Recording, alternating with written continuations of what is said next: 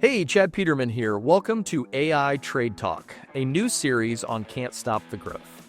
We're redefining the future of home services with AI, one conversation at a time. In each episode, we'll dig into real-world strategies, innovations, and opportunities that AI is creating for home service companies like yours. Let's jump in and explore how to work smarter, serve better, and grow faster.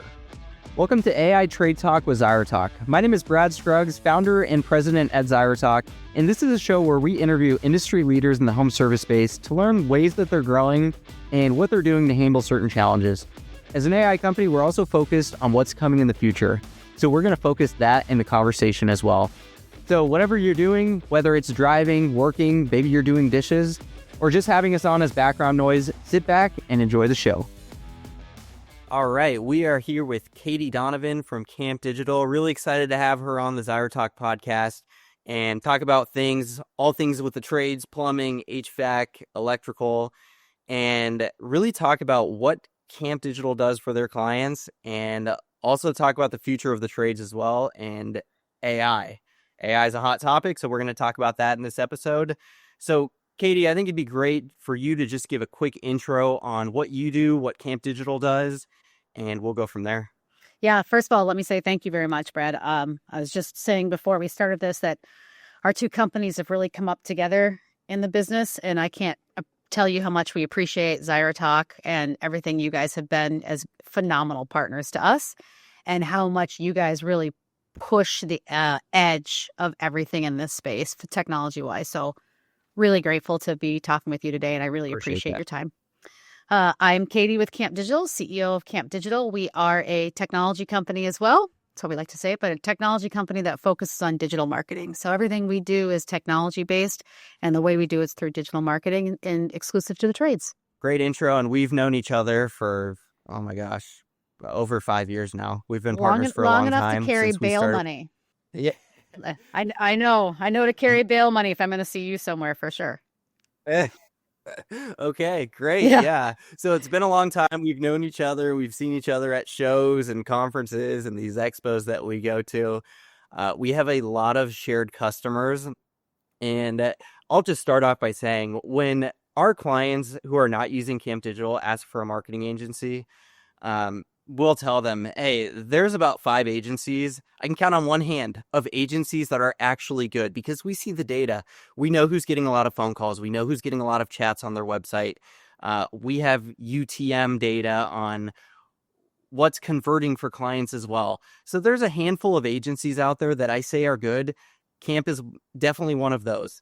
And when it comes to PPC, oh my gosh, you guys blow it out of the water. And talk to the viewers about what you guys do with dynamically changing the website with offers and things like that. I obviously know it because we've been partners for so long, but talk about what differentiates Camp from other agencies.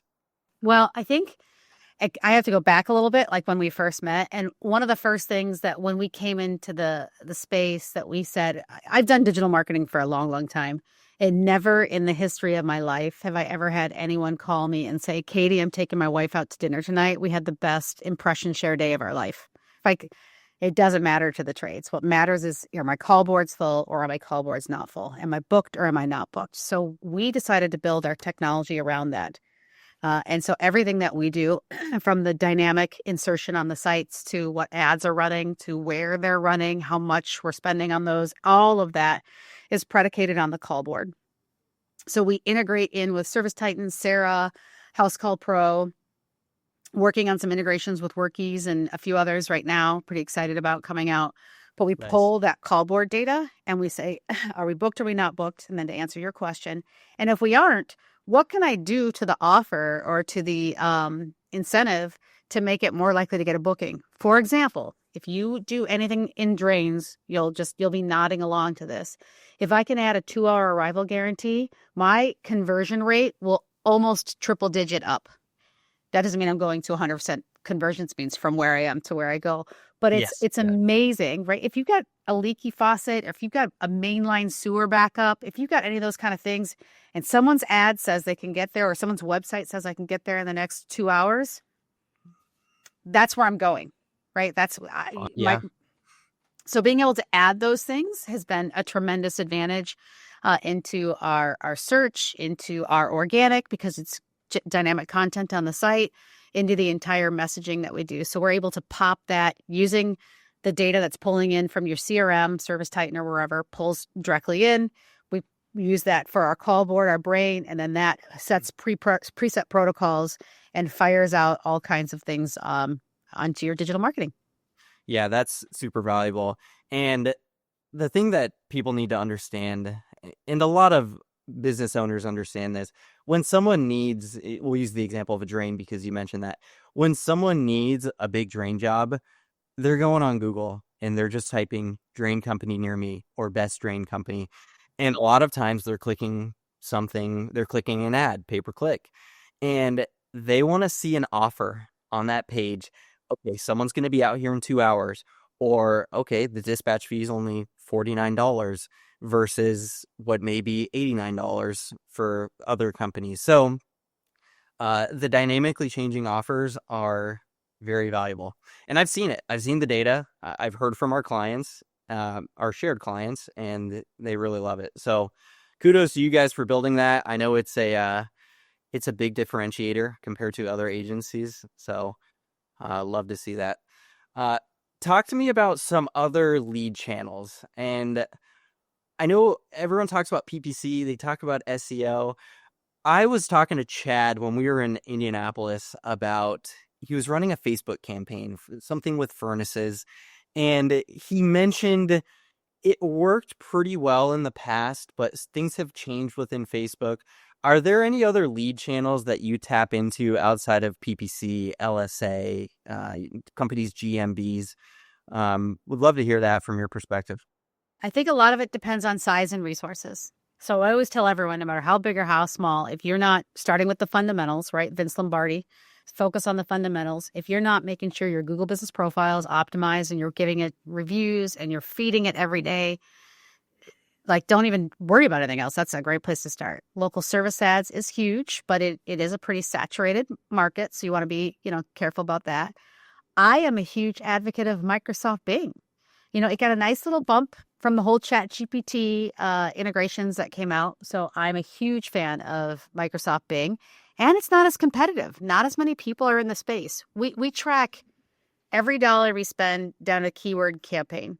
And Microsoft Bing is a phenomenal investment with a great return. Tends to be older people, homeowners, a little bit more affluent, so they're more invested in their home and willing to spend. So it's a nice channel. Now, it's still less than 8% market share in home services, so we're not moving all of our eggs. But if you're a smaller company and you only need a couple of conversions, why even try and compete on the big guy, right? Google My Business set up, you've got your LSA set up, and maybe Bing before you even go to Google. And then within Google, people talk about Google being one, but it's really not. You've got YouTube, which is the second largest search engine and one of the fastest growing search engines out there. Great opportunity. And you don't need to have a whole video production to do it. So there's all those different kinds of channels as well. We are starting to see a big pickup with Reddit. That's been very, very interesting recently. Okay, interesting. We're seeing it pretty heavily as a frequency play, kind of a lot like what Facebook was. Like frequency and reach are two different metrics you have to look at. So we're having some success there. And Amazon's really making a full court press. Truth be told, we have Amazon's still kind of more of a brand play than it is necessarily conversions. But again, that's only if you're expanding your market beyond some of those basics that you should even look at that. Yeah. What's happening on Amazon? Is it actual Amazon.com or is Amazon's it Amazon got search a lot partners? of search network. So endemic, non-endemic. So endemic being on Okay. Amazon.com, non-endemic being their entire network. They've been experimenting a lot with stuff right in Amazon. Amazon's real value. I don't know if you're an Amazon shopper or not. Everyone is. I shop so much Everyone from is, Amazon. right? My joke is that if I worked for Amazon, I'd work from home because I just get my packages all day long. But it was Amazon. Think about what they know about you because you do buy, right? So it knows I drink Monsters and it knows how many. So it probably makes some assumptions about that. I buy my filters. Oh, please don't judge me, people, but I buy my filters on Amazon.com, so it knows what kind of furnace and equipment I have at my house, just because of the furnace type or the filter type. It knows I have kids. It knows I bought car mats on it, so it knows what kind of car I have. I buy my dog food on it. So it starts to make a really great profile of a customer. And that's where Amazon's value is it knows you better than your neighbors know you. It's all about who has the data. If they know the products that you're buying, they know how to target you. So spot on with all of that. And I always say, I know you touched on a few things there. You talked about Google, LSA, Bing. I always tell home service owners, hey, there's not like a magic trick that is going to grow your business 10x next year. It's all about doing all of the little things right. So if someone is not invested in Bing right now, use Bing as a lead channel. It may not add $1 million of revenue for you next year, but it might add 5 jobs a month. And if your average ticket's $2,000, that's $10,000 a month. So it's all about, and it may be a lot more than that. I'm just using random numbers, but it's all about doing these little things right in order to continue to scale and scale and scale. So all great points. You mentioned Reddit. I think that is very interesting because there's all of these different subreddits. There's a Phoenix subreddit. There's a Denver subreddit. And if someone is searching best Denver plumber, Reddit, I believe they have a partnership with Google, and they've started to rank similar to how Yahoo Answers would rank in the past. So being able to show on Reddit and have people talk about you on Reddit, even if it's you, I mean, Reddit's so neat because you're right. They did a deal with Google. And so it's called the search engine results page. When I type in plumber near me, that search engine results page comes up. And at the very top, I've got my local service ads. I've got my paid ads. Sometimes I've got the map pack there. And then sometimes I'll have a whole section that's Reddit links that are embedded in that search engine results page, taking up a huge chunk of the page before I even get to the SEO many times, like traditional SEO. And then when you click on that, you're in subreddits, right? You're in those subcategories inside Reddit. So Reddit's like a foldering system for anyone who's not familiar with Reddit. Yeah. And those are subreddits underneath there. And once you get into it, by the way, just take your entire Saturday afternoon, clear your schedule, because it's a wild world. Reddit is. You'll get addicted to Reddit very quickly. It's wild for sure. Yeah. But what's nice about bidding on this is it's kind of turned the tables on how you do it. So you're bidding on keywords inside the conversation within Reddit. You're not necessarily bidding out the same way you'd bid for a Google or Bing or any of the search engines that are out there, really.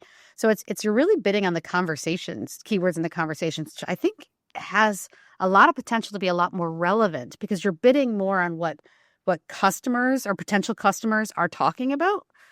So there's been a lot of, but it does take a lot of frequency. It's a sponsored ad that pops at the top. I think most Redditors I've talked to did not even realize they're sponsored, even though they're called out. Yeah, it says sponsored, but it feels natural. It feels natural, and I think it's relatively new to Reddit, so I think a lot of like the hardcore Redditors weren't used to seeing it there before, so it just kind of popped in. But it's a slow burn, takes a little bit of time and a little bit of investment, but so far we've been pretty bullish on some of the numbers we're seeing come out of it. Interesting. How many clients are you running Reddit ads for? Oh gosh, is it a significant scale, or you guys kind of not significant? It's still really in testing mode, but we're testing with some decent volume of spend. But I'd say probably less than 20. Okay. Still, I'm sure with those 20, there's enough volume to kind of get an idea of the ROI that it's going to generate. And it's still very early on. Like its sophistication isn't quite there yet with like how, a lot of companies that are heavy into brand, it doesn't have a lot of, like all the different assets you can load like you can in Google. But what we find is Reddit's a little different, but most people don't go to Microsoft and then go to Google and search, or they don't go to Reddit and then go to Facebook and search. Like they tend to kind of have their wheelhouses they sit in. And so we find it to be incremental customer search as opposed to kind of overlapping. Got it. That makes sense. You and I were both marketers. You really need to understand the type of user that is on Reddit and also the other content that they're seeing on Reddit as they're scrolling. So having really good copy that is specific to what Redditors are used to reading is very important. Yeah. So really interesting. Keep me updated on how the Reddit ads go. And I think that would be really interesting content to share for people. Yeah, it's been really good. Yeah, awesome. The other thing I want to talk about was AI search. because I have talked to clients and they have started to tell me people are searching, hey, who's the best plumber in Phoenix? We're based out of Phoenix. I use that example. They're typing that into ChatGPT and it's starting to give, 5 companies Recommendations. that they could choose from. So what are your thoughts on AI search? I know Google is rolling stuff out. You are more of an expert than I am on this, but I am very interested on where that's going. I don't think you can talk about AI search until you talk about like what the goal of AI search is, right? So I use this analogy a lot. I got to clean it up so it's tighter. But what's your favorite kind of restaurant? We're down there. We're celebrating a big victory for the two companies. Where are we going? Steak, Italian, Steakhouse for sure. bougie steakhouse. Yeah. Okay. I am a dirty, greasy cheeseburger girl, right? I'm big on cheeseburgers. Well, We can switch it if we need no, to. I love the steakhouse analogy versus the cheeseburger because my greasy cheeseburger, if you come to Minnesota, it's Lion's Tap. You squeeze the burger and the grease strips down your arm. But my Lion's Tap place probably doesn't want your bougie steakhouse in it, right? And your bougie steakhouse certainly doesn't want my Lion's Tap budget coming into the steakhouse. That's where search is going. So right now, if I type in best plumber near me or best restaurant near me, everyone's bidding for best near me. What Google, Gemini, and ChatGPT and Perplexity and all of the Claude, what all of these companies are starting to go do is they want to understand you and your profile, and they want to deliver you to what's the best fit for you. So best plumber for you might be somebody who's got the best price. Best plumber for me might be somebody who can be here when I say I want them here. Best plumber for somebody else might be someone who lets me install something I bought from the Home Depot. So eventually AI wants to try and understand those personas and deliver you the right place. They want to deliver you steakhouse recommendations, even when you type in best restaurant near me. And they want to deliver me burger recommendations when I type in best restaurant near me. Got it. That makes sense. So that's really where search is going, I think. Makes sense. This is going to be like very, very futuristic.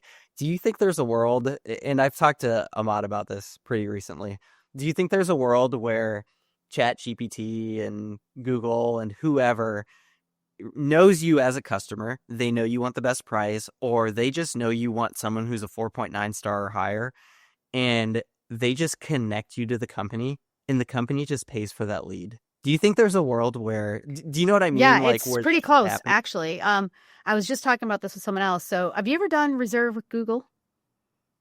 I have not. Okay, so this is how everyone's going to be booking all their restaurants moving forward. I'm a fat kid, by the way. That's why all my analogies are about food. But if you look at, I just did this last weekend, Saturday. I wanted to take some of my family out. So my family was in town, and there's a great little restaurant here in the Twin Cities. It's a hoot.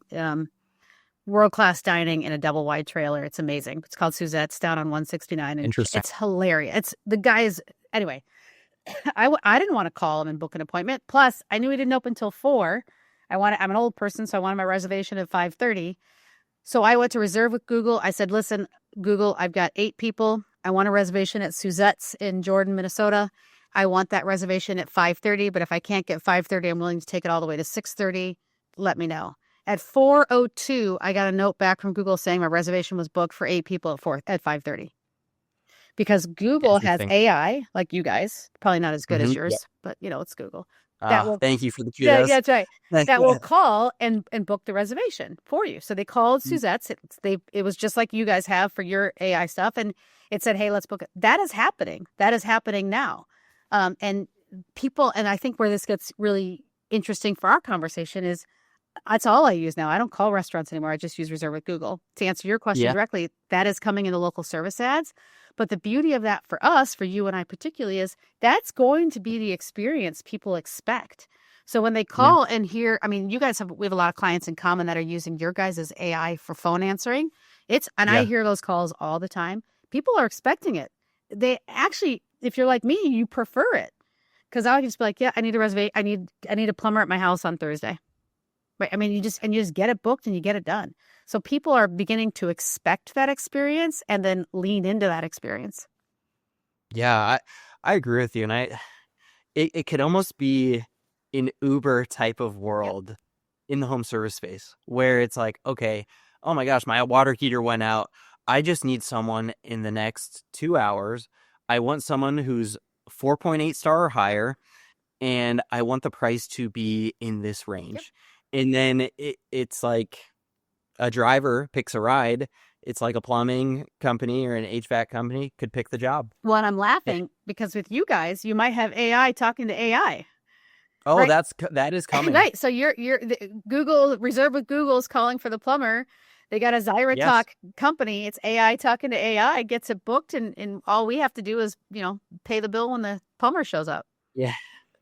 I need to send you this video, but there's a video where it's two AIs talking, and it's like, oh, hey, I'm an AI assistant as well. Do you want to communicate in blah, blah, blah? And then they're like communicating in gibberish, but it has the words on the screen of what the gibberish is saying.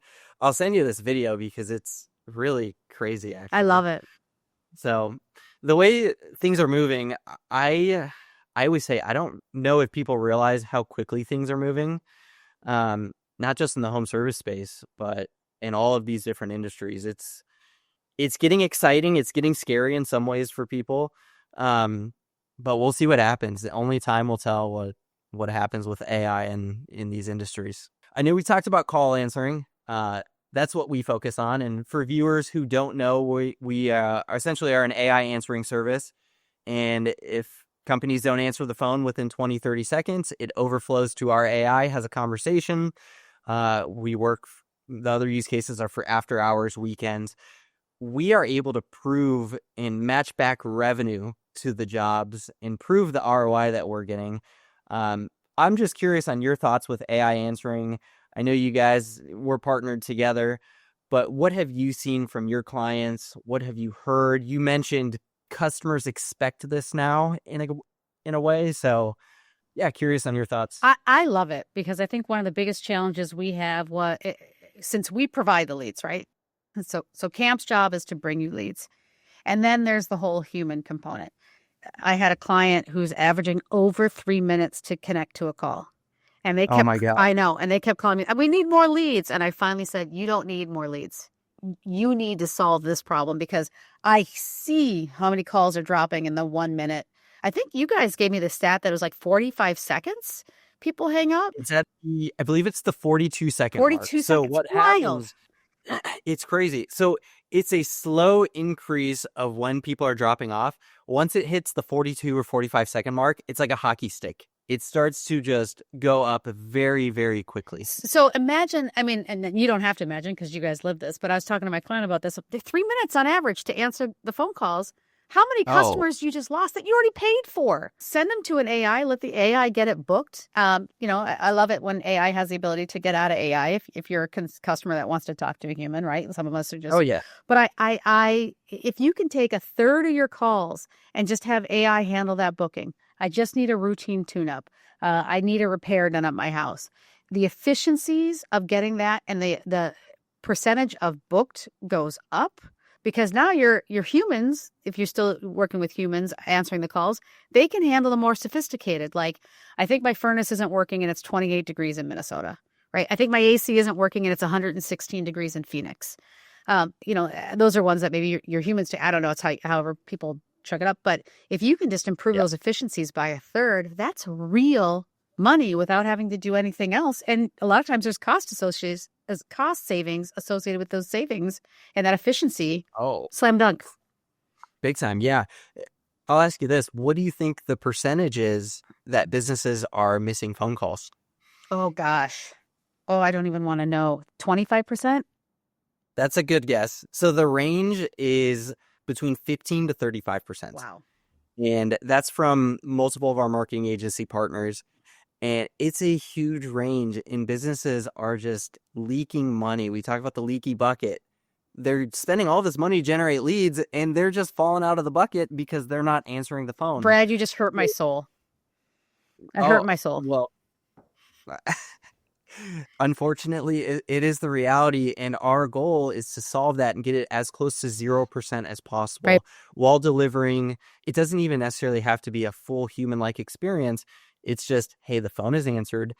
Some clients, they don't even want the AI to fully book. We can do that, but they just want to set the expectation of booking. So there's a lot of different ways to do it. It just comes down to, what are your processes? How do we fit into the system?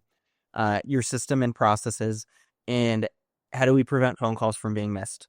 We don't want missed. What I've talked to a lot of people about when I talk about you guys particularly is you don't need to be one of these big PEs to have the technology of the big PEs. You can bring a ZyraTalk in and instantly you just got on par with what some of these big companies are doing. And then to what you said, then you work a little bit on the strategy. How are those calls answered? Who's answering them? What are they answering being used for? And now you can kind of leapfrog some of the big guys in your space. Yes. Yeah, I totally agree with you. I think, and it's what people are expecting. It's the behaviors we're all quickly coming to expect. Very true. And we've seen a shift because we've been doing AI chat for, oh my gosh, 8 years now. We've been doing the AI answering for a little over 2 years now. And the shift in how customers interact with it is completely different. We even have some clients who use it as their front line. There's a client of ours, they do $15 million a year, and AI answers first. And it says, hey, I'm an AI assistant. I can help with booking. I can help with this, blah, blah, blah. If you want to talk to a human, just say transfer my call. Only about maybe 10 to 20% will say transfer my call. The rest of the people will have a full conversation and either get booked or get their question answered. And not to give you a shameless plug, but I will, because people who know me, I'm kind of a straight shooter human being, but that's what I think a lot of people don't realize about you guys. You're not a Johnny-come-lately AI talk company. You've had the chat, which has all that data in it, and it's already been learning, because AI chat, AI talk, any of these things are only as good as the data sets you have behind them. 100%. And you guys have a decade's worth of learnings behind it in the home services space and beyond, which I think is giving you guys a tremendous advantage in the space. Big time. That and having the infrastructure built. I won't sell ourselves on this podcast. I'll sell you. I think it's great. Yeah. Well, I appreciate that. Maybe I'll just let you keep doing That's the right. talking. Exactly. Having the infrastructure built, and we're enterprise grade technology. We've got full security compliance. We work with healthcare clients, and there's some HIPAA compliance stuff that we've had to do.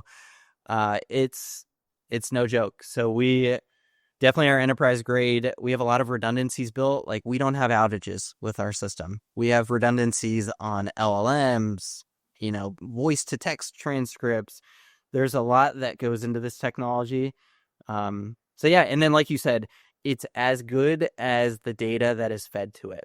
So we talk about LLMs, a large language model. When we train for a plumbing HVAC client, I would almost call that an SLM, a small language model where it's trained on the company's data to know specifically about them. What's their dispatch fee? What are their discounts? Things like that. Not every call is someone booking. There's endless amounts of things that can happen. I was listening to a call yesterday, and it was one of your technicians just drove through the light, almost hit my car. It was just a rager. She was just raging on the phone, and I'm sure it was for good reason, right? But For sure. My favorite one is, I cannot believe, hopefully everyone's listening to this, how many ladders get left behind on jobs. I swear to you, I have listened in my lifetime to at least several hundred phone calls where someone's calling and saying, your technician left a ladder or a tool, and I just want to know how you guys are going to come get it and get it back. So it's, oh my gosh, the ladder ones crack me up because they're big. Like, how do you leave a ladder behind? I get how you leave a hammer or a screwdriver, but a ladder, I don't quite understand. But yeah, and you would think walking out to the truck, I know, it's where's my ladder? Yeah, exactly. Get to the next job, you're like, oh shoot, I need to get on the roof. I'll ask you, and then I can elaborate on some things that I think will happen with AI. What else do you think is coming in the space, or what's already here and continuing to improve that companies are seeing a lot of success with? Well, I think this number kind of blew my mind, and I did not believe it instinctually, but I did have to learn it and then validated it. And that's that only 30% of the calls actually convert on the initial conversion, on the initial interaction. Interesting. This came from Google. I didn't believe it. I talked to some of our partners, and they went out and validated it with large amounts of data within a close range. But overall, through the course of the year, so not through seasonality, but the course of the year, only 30% of the calls actually convert in the initial contact. And that includes things like, let me call my husband and call you back. Let me call a few other shop arounds. But the initial contact, only about 30%. Another 29% convert within the next 7 days. Interesting. So where we've seen a lot of improvement is any of those rehash follow-up programs, whether it's an email, ringless voicemail, automated outbound calling tools, any of those things. Another 30% day one, 29%, which again, I'm a hockey math kind of girl in Minnesota, so almost the exact same amount in days 1 through 7. You've already paid the money to get the investment, to get that lead. Followed up with an email, we have a guy, one of our sales guys, and I shouldn't say this but he says PO or RO, right? Purchase order or restraining order. I love that line. Like, follow up with those customers until they either tell you to stop and they had somebody else service it, or you're putting a tech in a van and sending them to their house. Yeah. That's where I think AI makes a huge difference. Yeah, that makes sense. And I know there's really good companies out there. Shout out to Chirp. I know they do a great job with stuff Chirp like that. Chirp is great. Yep. We love, and that's where we see a ton of improvements when people put like a Chirp product in. Yep. Yeah. And those guys are awesome. Yep. Oh. So we're a Lennox preferred partner. Chirp is as well. When I was in Kansas City, when was it, like 2-3 weeks ago, our booths were next to each other. So I spent a lot of time with Justin. Ryan, who's the CEO, his brother was there. I talked to Ryan as well after the event. So great group of guys, and they're making a big impact for companies, following up on estimates. And I don't mean to sound hokey here, but I will take a second. People are so important to the trades. People are so important to the business. Having great guys like Justin and those guys, I like doing business with them, and that makes life so much nicer too. So besides that they have a great product and a great service, they're good humans. Yes, and that's huge. Our team always says, even clients, it's always like, we'll send a message, hey, this client needs, they need a little bit of help. By the way, they're like the nicest person. Yeah. They're so easy to talk to. It's just such a breath of fresh air to go into that call. It's like, okay, they're going to be nice. They're going to be understanding. I'll be the first to say, we're not perfect. We're great, but we're not perfect. And there's things that always improve as a company. Yep. So, and I know there's some companies doing stuff with HVAC systems, with the thermostats. Ishmael from Nuve, I know he's got that company. And I think what's going to happen is these systems are basically going to become computers, similar to how our cars are. And companies will know there's a problem with the system before the customer even knows. And if there's a dashboard for that and they can reach out to a customer, hey, we got an error code on your system and we have that in our dashboard. Can we come check it out? I think things like that are coming in the future. And when you talk about like marketing and getting back to your past customers, not just all new customer acquisition, what can you do with your past customers? I think things like that are going to be important in the industry. Yeah, curious on your thoughts there. Yeah, I totally agree. And everyone thinks about growth, and we're all very growth hungry in this space. And I think a lot of that has to do with the market we just came out of. But the only way you grow is by retaining your existing business, right? Like you have to retain your existing business and then add new and retain and add new, right? It's that kind of plateau and mountain climbing. And I think we don't spend enough time in this space with retention. And all of those AI retention tools, whether it's the thermostat that's sitting on the wall, whether it's data mining in your existing data set, whether it's truly treating your members as members and not as piggy banks. Yes. All of those kind of things I think are going to be super important with the market that we're going into in order to really sustain, let alone grow. Yeah. I'll ask you this. Do you have any data on, let's say I have data on a company, they do $25 million a year. What percentage of their business do you think is from new customer acquisition? And then what percentage do you think is from customers who have used them in the past? So I'm dying to hear your real stat, because we work with a couple of the best practice groups, and this number has changed wildly over the last 2 years. I mean, like almost 360. So a lot of the best practice groups now are coaching to much smaller percentage of new acquisition and a much larger percentage of retention. I don't know what your numbers are, though, what they say. I've seen a company doing 25 million a year. 65% of their customers are people who have used them in the past. That's about close to what they're coaching to. Yeah. Yeah. And they do a lot to retain their customers. They send postcards. It's not even postcards to generate leads. It's just brand awareness. They send an educational email every 2 weeks to I think customers who spent like over $1,000. There's a couple of things that they do to stay top of mind with their customers rather than just spend on PPC, LSA. It's like, okay, we're investing in brand. They may not become a customer tomorrow, but when they do need something, they're going to remember XYZ plumbing and HVAC. There's some basic things too. So I fly a lot. I imagine you guys do too. Yes. I'm a Delta, whatever it is. I just platinum or whatever. I don't call the same phone number that somebody booking a Delta airline calls. Right. And when I call, they say, hello, Katie, right? Or Catherine, that's my legal name. Hello, Catherine. Yeah.